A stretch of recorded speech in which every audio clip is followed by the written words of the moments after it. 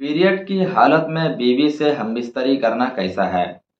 بہت سارے لوگ اس مسئلے کو پوچھنا تو چاہتے ہیں، لیکن حیا اور شرم کی وجہ سے پوچھ نہیں پاتے ہیں، اور جانے انجانے میں بہت سارے بڑے بڑے گناہوں کا ارتکاب بھی کر لیتے ہیں۔ ناظرین محترم، مسائل پوچھنے میں آدمی کو شرم و حیا محسوس نہیں کرنا چاہیے، ورنہ وہ مسئلہ زندگی بھر آپ کے دل و دماغ میں کھٹکتا رہے گا اور آپ اس سے کبھی بھی کلیئر نہیں ہو پائیں گے۔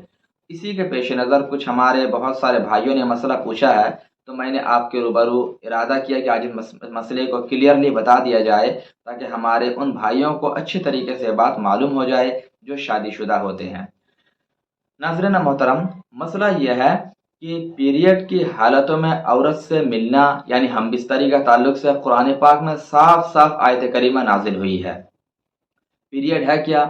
ہر عورت کو قدرتی طور پر مہینے میں ایک بار خون آتا ہے، کسی کو دو دو بار بھی آ جاتا ہے۔ قدرت کا یہ نظام ہے۔ اللہ تبارک و تعالی نے اس تعلق سے قرآن پاک میں صاف صاف ارشاد فرما دیا، اعوذ باللہ من الشیطان الرجیم، بسم اللہ الرحمن الرحیم، یسألونک عن المحیض قل هو اذن فاعتزلوا النساء فی المحیض ولا تقربوهن حتی یطہرن، یعنی اے محبوب، لوگ آپ سے حیض کے بارے میں پوچھیں گے، قل هو اذن، آپ ان سے کہہ دیجئے کہ وہ تو گندگی ہے، وہ تو گندگی ہے۔ اس آیت کریمہ میں صاف صاف اللہ نے ارشاد فرما دیا کہ یہ حیض کے ایام میں عورتوں کے جسم سے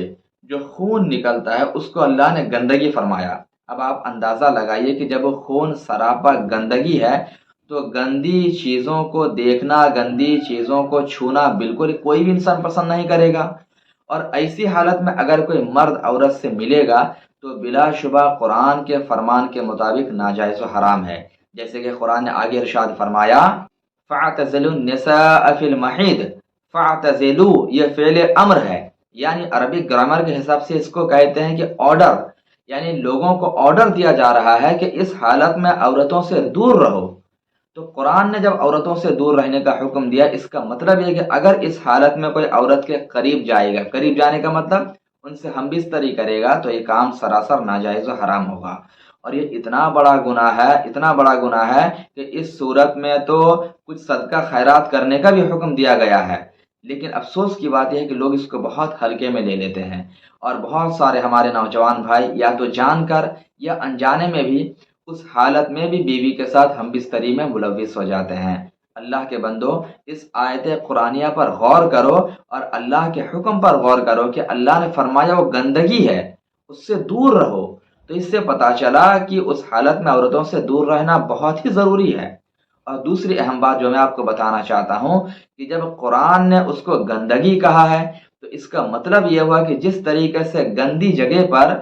جراثیم اور کیڑے پیدا ہو جاتے ہیں، ایسے ہی جب وہ خون نکلتا اس خون میں بیکٹیریاز اور جراثیم ہوتے ہیں،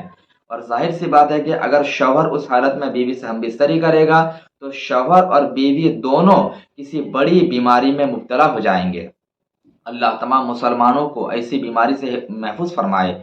تو قرآن کے فرمان کے مطابق بلکہ حکیموں نے بھی یہ کہہ دیا کہ پیریڈ کی حالت میں عورتوں سے ملنے میں عورت مرد دونوں کے شدید بیماری میں پڑنے کا مبتلا ہے، اور ساتھ ہی ساتھ اس وقت میں چونکہ عورتیں نیچرلی طور پر کمزور بھی ہو جاتی ہیں تو عورت کے اندر چڑچڑاپن بھی کافی زیادہ ہو جاتا ہے۔ تو کئی سارے یہاں پر ریزنس ہیں، ایک تو قرآن نے منع کیا، اور طبی اعتبار سے بھی اگر دیکھیں گے تو اس کے بہت سارے نقصانات ہمیں نظر آتے ہیں، تو اسی بنا پر اس حالت میں عورتوں سے دور رہنے کا حکم دیا۔ آگے قرآن نے کہا فَإِذَا تَطَهَّرْنَ فَأْتُوهُنَّ مِنْ حَيْثُ أَمَرَكُمُ اللَّهُ، پھر جب عورتیں پاک ہو جائیں، ان کے دن مکمل ہو جائیں، تو پھر جس طرح اللہ نے تمہیں عورتوں سے ہم بستری کرنے کا حکم دیا اس طریقے سے ان کے پاس آؤ اور ان سے ہم بستری کرو۔ یہ قرآن کا حکم ہے، یہ نبی پاک کا فرمان ہے، تو ہمیں ضرور چاہیے، مردوں کو، جوانوں کو، شادی شدہ جوڑوں کو ضرور چاہیے کہ قرآن اور حدیث کو پیش نظر رکھیں اور ایسے بڑے بڑے گناہوں کو کرنے سے پرہیز کریں۔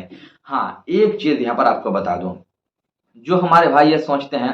کیا اس حالت میں عورت کے پاس جانا بھی بالکل حرام ہے، اس کے ساتھ سونا اٹھنا بیٹھنا سب حرام ہو جائے گا، تو اس کو تھوڑا سا میں کلیئر کر دوں کہ اس حالت میں خاص کر کے عورت کے ناف سے لے کر گھٹنے کے نیچے تک کا جو حصہ ہے، नाभ से लेकर के घुटने के नीचे तक का जो हिस्सा है उतने हिस्सों को छूना,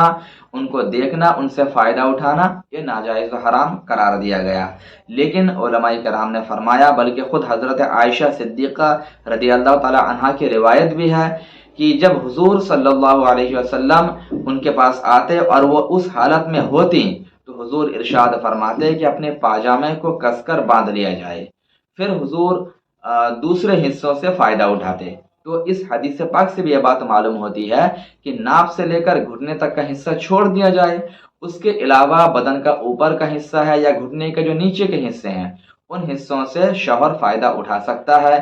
इसकी शरह में गुंजाइश दी गई है, लेकिन फिर भी एहतियात और ध्यान रखें, और तकाजा उसका यही है कि कहीं आदमी गलत काम में मुलविस ना हो जाए। इसलिए जहाँ तक हो सके अपने आप पर कंट्रोल रखते हुए इस काम को करें, वरना बिल्कुल दूर रहें, तो इसी में आफियत और भलाई है। अल्लाह तबारक व तआला हम जवानों को, शादीशुदा जोड़ों को समझ के तौफीक अता फरमाए। अस्सलामु अलैकुम व रहमतुल्लाहि तआला व बरकातहू।